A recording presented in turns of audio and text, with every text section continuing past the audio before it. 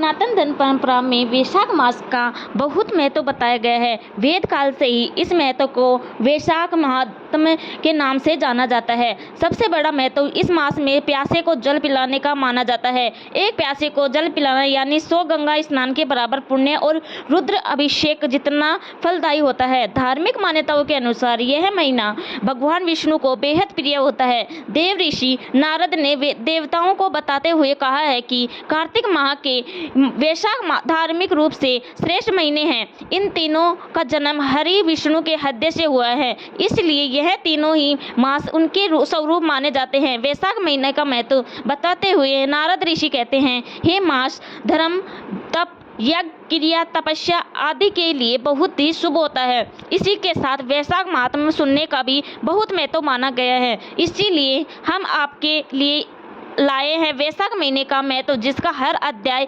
आपको हमारे चैनल पर नियमित रूप से मिलता रहेगा। इसीलिए यदि आपने हमारे चैनल को सब्सक्राइब नहीं किया है तो अभी कर लें और बेल आइकन को क्लिक करना ना भूलें, ताकि हमारा वीडियो अपलोड होते ही आपके मैसेज मिल जाए। तो जरूर शुरू करते हैं आज का पहला अध्याय। सूत कहने लगे कि ब्राह्मण ने पुत्र श्री नारद जी से राजा अम्बरीश ने पूछा कि हे ब्राह्मण, मैंने सुना है कि वैशाख मास का सब मासों में उत्तम है, सो कृपया आप वैशाख मास का महत्व विस्तार पूर्वक मुझको बताइए। यह मास भगवान को अधिक प्यारा है। इस मास में क्या दान करना चाहिए और इसका क्या फल है?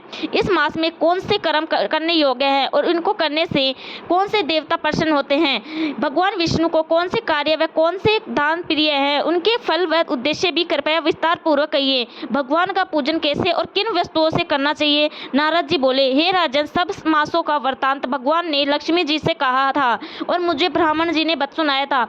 यह मास विद्याओं में वेद, विद्या मंत्रों में प्रणव, वृक्षों में कल्प वृक्ष, गायों में कामधेनु, नागों में शेषनाग, पक्षियों में गरुड़, देवों में विष्णु, वर्णों में ब्राह्मण, प्रिय वस्तुओं में प्राण, मित्रों में भार्या, नदियों में गंगा, तेजस्वी में सूर्य, शास्त्रों में चक्र, धातुओं में स्वर्ण, वेशों में शिव, रत्नों में कास्तु मणि के समान है। भगवान की भक्ति के लिए यह मास सबसे उत्तम है। मेष